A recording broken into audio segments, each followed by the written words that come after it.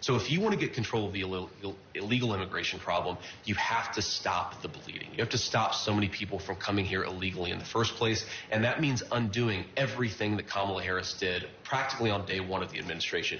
You have to reimpose deportations. You have to stop catch and release. Stop granting asylum to every single person who comes in here and says that they need asylum, and stop granting mass parole. These policies are why we have the immigration crisis that we have.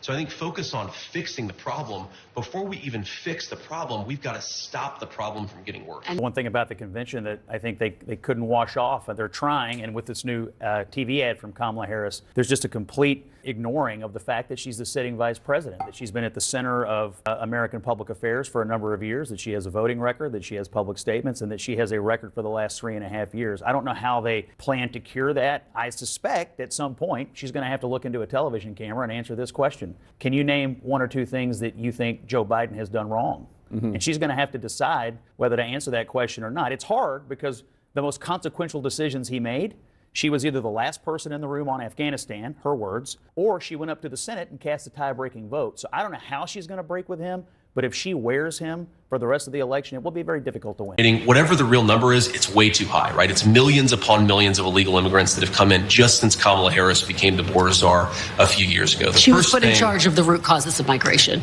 Well, the root causes of migration, I would say, Kristen, is that Kamala Harris refuses to do her job as Border Czar. President Trump had been reaching out to me. I talked to him a few hours after the assassination attempt, and we had a long conversation by phone. I then had 2 extensive meetings. The broader issues that were most important to me, the ones that brought me into the campaign, which was ending the Ukraine war, ending the censorship and protecting children's health, reforming our food supply, all the things that we need to do to make our children healthy again. Those are all things that President Trump also wanted to work on. And he invited me to form a unity government. We agreed that we'd be able to continue to criticize each other on issues on which we don't agree. These issues are so important in their way of unifying our country. We need in this country to reach a point where we love our children more than we hate each other.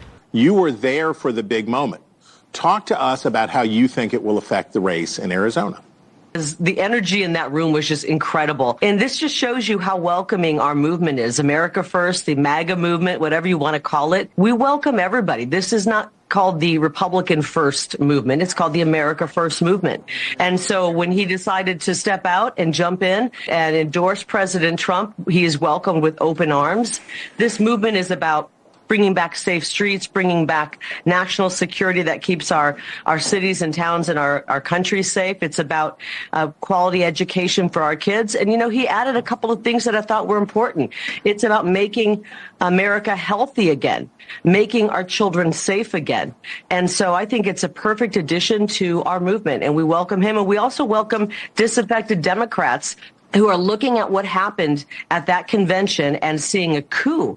This is a woman in Kamala Harris who's never earned a single vote.